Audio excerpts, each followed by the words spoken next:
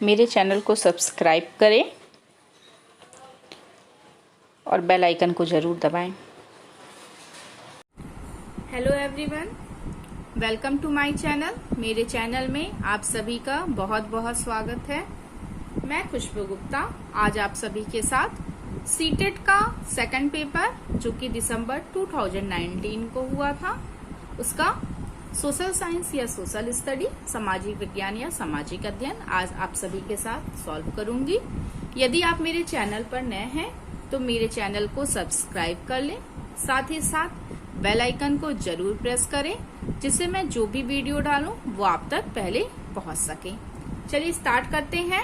Question number 50 जिसमें दिया है भारत का संविधान कब अपनाया गया था, जिसमें 4 ऑप्शन दिए हैं। फर्स्ट है 26 नवंबर 1949 को, सेकंड है 26 जनवरी 1950 को, थर्ड है 15 अगस्त 1947, फोर्थ है 26 नवंबर 1947 को। यहाँ पे हम बात कर रहे हैं कि भारत का संविधान कब अपनाया गया था।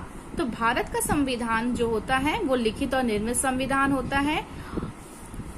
ये 26 नवंबर 1949 को अपनाया गया था और इसे पूर्णतया लागू जब किया गया था तो वो 26 जनवरी 1950 को था। इस पे 2 क्वेश्चन बनते हैं। पहला क्वेश्चन तो ये बनता है कि भारत का संविधान कब अपनाया गया था, जो कि ये दिया हुआ है, जो कि 26 नवंबर 1949 है। और भारत का संविधान कब लागू किया गया था, इसका आंसर 26 जनवरी 1950 होगा।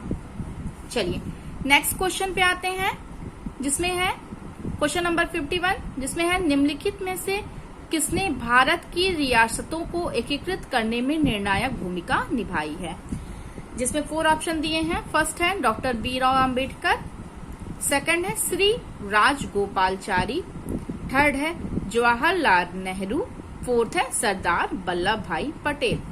तो भारत की रियासतों को एकीकृत करने में निर्णायक भूमिका निभाई है सरदार वल्लभ भाई पटेल। सरदार वल्लभ भाई पटेल की भारत की रियासतों को एकीकृत करने में एक निर्णायक भूमिका थी।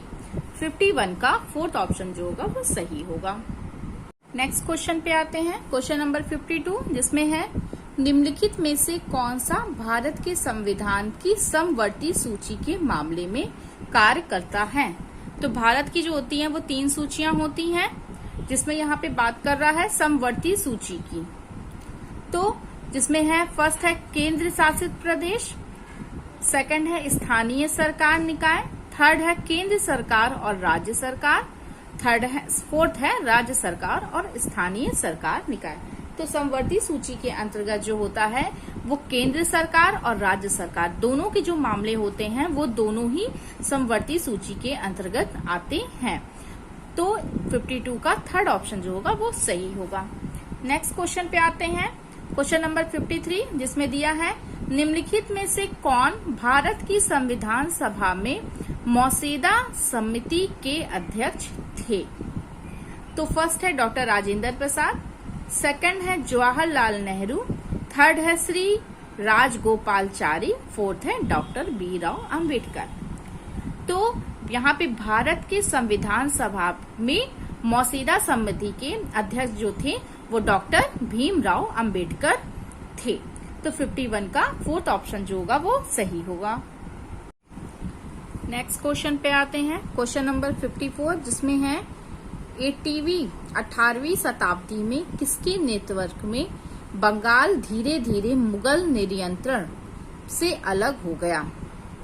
मतलब 18वीं शताब्दी में किसके नेतृत्व में बंगाल धीरे धीरे मुगल के नियंत्रण से अलग हो गया।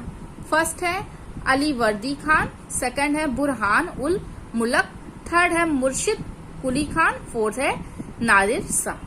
तो बंगाल धीरे धीरे मुगल नियंत्रण से अलग हुआ था वो मुर्शिद अल कुली खान के नेतृत्व में।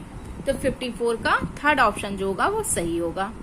नेक्स्ट क्वेश्चन पे आते हैं। क्वेश्चन नंबर 55 जिसमें है निम्नलिखित में से किस गवर्नर जनरल ने फैसला किया कि बहादुर शाह जफर आखिरी मुगल सम्राट होंगे और उनकी मृत्यु के बाद किसी भी वंशज को शासक के रूप में पहचाना नहीं जाएगा।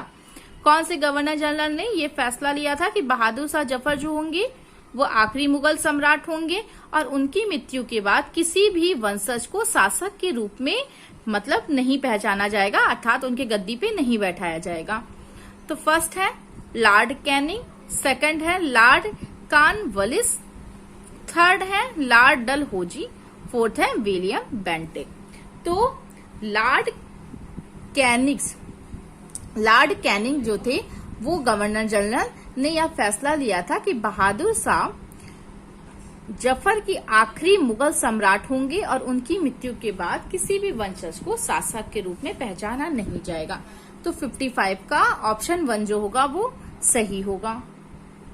क्वेश्चन नंबर 56 जिसमें दिया है किस गवर्नर जनरल ने घोषित किया कि अवध पर गलत तरीके से शासन किया जा रहा था और उचित प्रशासन सुनिश्चित करने के लिए ब्रिटिश शासन की आवश्यकता है। जिसमें 4 ऑप्शन दिए हैं। फर्स्ट है लॉर्ड डलहौजी, सेकंड है लॉर्ड माउंटबेटन, थर्ड है लॉर्ड रिपन, फोर्थ है लॉर्ड कैनिंग।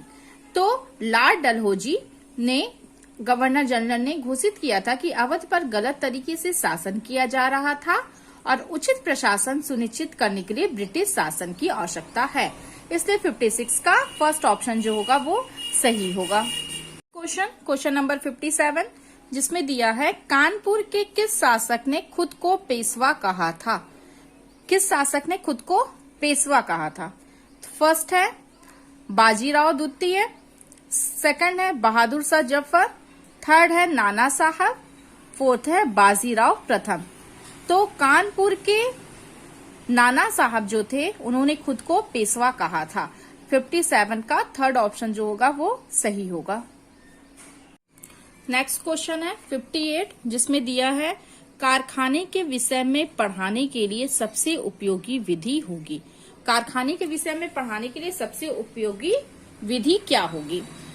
फर्स्ट है किसी औद्योगिक कारखाने की यात्रा आयोजित करना, सेकंड है एक डॉक्यूमेंट्री फिल्म दिखाना, थर्ड है एक कहानी सुनाना, फोर्थ है किसी विशेषज्ञ के नियंत्रित करना। तो किसी भी चीज को पढ़ाने के लिए सबसे अच्छा जो चीज होता है उस चीज की यात्रा कराना होता है कि बच्चे उस चीज को प्रत्यक्ष रूप से देख सके और उसके बारे में जानकारी ले सके और अपना खुद का ब्यौरा दे सके। तो इसलिए कारखाने या किसी भी विषय को पढ़ाने के लिए सबसे उपयोगी जो तरीका है वो किसी भी औद्योगिक कारखाने की यात्रा को आयोजित करना है। इसलिए 58 का ऑप्शन 1 जो होगा वो सही होगा। नेक्स्ट क्वेश्चन पे आते हैं जिसमें है एडुसेट EDUSAT से क्या अभिप्राय है। फर्स्ट है एक ये क्षुद्रग्रह है जो मंगल और बृहस्पति की कक्षाओं के बीच में पाया जाता है। सेकंड है यह एक मानव निर्मित भारतीय उपग्रह है। थर्ड है रॉकेट जिसका प्रयोग मानव निर्मित उपग्रह को सूर्य की कक्षा में स्थापित करने के लिए किया जाता है। फोर्थ है सौर मंडल में खोजा गया एक नया ग्रह है। तो एडुसेट जो होता है वो एक मानव के द्वारा निर्मित भारतीय उपग्रह है। 59 का सेकंड ऑप्शन जो होगा वो सही होगा। नेक्स्ट क्वेश्चन है क्वेश्चन नंबर 60 जिसमें है पंचवाड़ी और बीजक में निम्नलिखित में से किस महान स्थिति के छठ और विचारों को संरक्षित किया गया है। फर्स्ट है गुरु नानक, सेकंड है रविदास, थर्ड है मीराबाई, फोर्थ है कबीर। तो कबीर की जो छंद और विचार जो होते हैं वो पंचवाड़ी और बीजक नामक पुस्तक में उनके विचारों को संरक्षित किया गया है। इसलिए 60 का 4 ऑप्शन जो होगा कबीर वो सही होगा। कई बार ये क्वेश्चन बीजक और पंचवाड़ी पूछता भी है कि ये किसने लिखा है, तो उसका आंसर जो होगा वो कबीर होगा। ये बहुत ही इंपॉर्टेंट क्वेश्चन है जो कई बार एग्जाम में पूछा गया है। क्वेश्चन नंबर 61 पे आते हैं जिसमें है एलोरा की गुफा का भित्ति चित्र जिसमें विष्णु को नरसिंह अर्थात पुरुष सिंह के रूप में दिखाया गया है, किस काल की कृति है। फर्स्ट ऑप्शन है चालुक्य काल, सेकंड है गुप्त काल, थर्ड है गुर्जर प्रतिहार काल, फोर्थ है राष्ट्रकूट काल। तो एलोरा की गुफा का भित्ति चित्र जिसमें विष्णु को नरसिंह अर्थात पुरुष सिंह के रूप में दिखाया गया है वो राष्ट्रकूट काल का है। तो 61 का 4 ऑप्शन जो होगा वो सही होगा। क्वेश्चन पे आते हैं। क्वेश्चन नंबर 62 जिसमें दिया है निम्नलिखित में से कौन सा संगठन उपनिषद में आस्था रखता है। कौन सा ऐसा संगठन है जो उपनिषद जिसका अर्थ होता है गुरु के समीप बैठना, उपनिषद में आस्था रखता है। फर्स्ट है सत्य शोधक समाज, सेकंड है सेवा समाज, थर्ड है ब्रह्मा समाज, फोर्थ है रामकृष्ण मिशन। तो ब्रहा समाज के प्रवर्तक जो होते हैं वो राजा राम मोहन राय हैं, जो कि उपनिषद की आस्था में ये ब्रहा समाज जो है वो उपनिषद में आस्था रखता है। तो ब्रहा समाज के संस्थापक जो हैं वो राजा राम मोहन राय हैं। 62 का ऑप्शन थर्ड जो होगा वो सही होगा। क्वेश्चन है क्वेश्चन नंबर 63 जिसमें है वात दिग्दर्शी का प्रयोग क्या नापने के लिए किया जाता है। तो जिसमें 4 ऑप्शन दिए हैं। फर्स्ट है वायु दिशा, सेकंड है वायु तापमान, थर्ड है वायु वेग, फोर्थ है वायु दाब। तो वात दिग्दर्शी का प्रयोग जो होता है वो वायु दिशा नापने के लिए किया जाता है, अर्थात वायु की दिशा को नापने के लिए वाक दिग्दर्शी का मापन जैसा यंत्र प्रयोग किया जाता है। इससे 63 का फर्स्ट ऑप्शन जो होगा वो सही होगा। क्वेश्चन नंबर 64 जिसमें है वायुमंडल की निम्नलिखित में से कौन सी परत रेडियो तरंगों के संचरण में मदद करती है। रेडियो तरंगों के संचरण में मदद करती है वायुमंडल की कौन सी परत।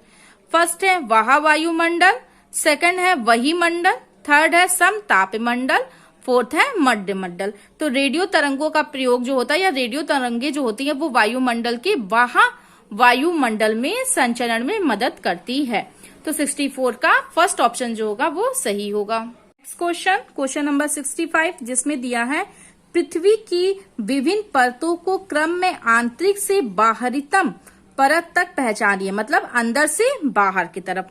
तो ये पृथ्वी का आकार बना है, इसमें हमें बताना है अंदर से बाहर की तरफ। तो फर्स्ट है आंतरिक कोर, बाहरी कोर, पपटी, मेटल। सेकंड है आंतरिक कोर, बाहरी कोर, मेटल और पपटी। सेकंड है पपटी, मेटल, बाहरी कोर और आंतरिक कोर। फोर्थ है मेटल, पपटी, बाहरी कोर और आंतरिक कोर। तो यहाँ पे हमें बताना है आंतरिक से बाहरीतम, मतलब अंदर से बाहर की तरफ। तो फर्स्ट हो जाएगा ये मेरा आंतरिक कोर है, उसके बाद ये लेयर जो आपका बन रहा है वो आपका बाहरी कोर है, थर्ड है ये है आपका मेटल है और फोर्थ ये आपका पपटी है। तो 65 का सेकंड ऑप्शन जो होगा वो सही होगा। नेक्स्ट क्वेश्चन नंबर 66 जिसमें दिया गया है दिए गए आरेख में सूर्य, पृथ्वी और चंद्रमा की स्थिति को ध्यान से देखिए और बताइए कि यह क्या दर्शाता है। सूर्य, चंद्रमा और पृथ्वी की दिशा को ध्यान से देखिए। तो पहला है बृहद ज्वार भाटा, सेकंड है लघु ज्वार भाटा, थर्ड है सूर्य ग्रहण, फोर्थ है चंद्र ग्रहण। तो सूर्य, चंद्रमा और पृथ्वी की जो ये स्थिति है वो दिखा रहा है लघु ज्वार भाटा को। किसको दिखा रहा है? लघु ज्वार भाटा को। 66 का सेकंड ऑप्शन जो होगा वो सही होगा। 67 में दिया है जब नदी मैदान में प्रवेश करती है तो यह मुड़ जाती है और बड़े मोड़ बना लेती है, यह कहलाता है।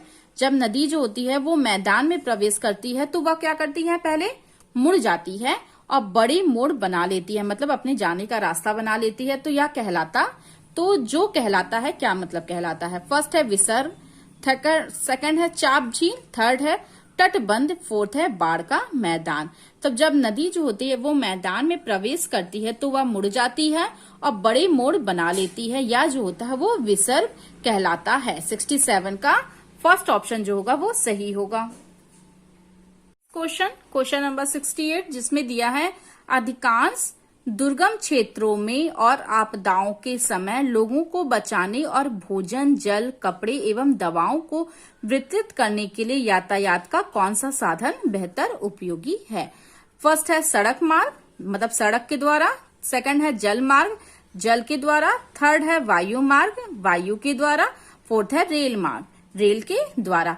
तो अधिकांश दुर्गम क्षेत्र जो कि दुर्गम क्षेत्र हैं ज्यादातर, और आपदाओं के समय जो भी आपदाएं आती हैं उस समय लोगों को बचाने के लिए और भोजन, जल, कपड़े, दवाओं का वितरण करने के लिए यातायात का सबसे बेहतरीन साधन जो है वो वायु मार्ग है, अर्थात वायु के द्वारा लोगों तक उनकी चीजों को पहुंचाना या उन्हें बचाना, जैसे भोजन, जल, कपड़ा, दवाएं आदि उनको वितरित करना। और आपदाओं के समय ज्यादा से ज्यादा लोगों को बचाने के लिए सबसे अच्छा जो यातायात का मार्ग है वो वायु मार्ग है। 68 का थर्ड। यदि आपको मेरा वीडियो पसंद आता है तो इसे लाइक, शेयर और सब्सक्राइब जरूर करें।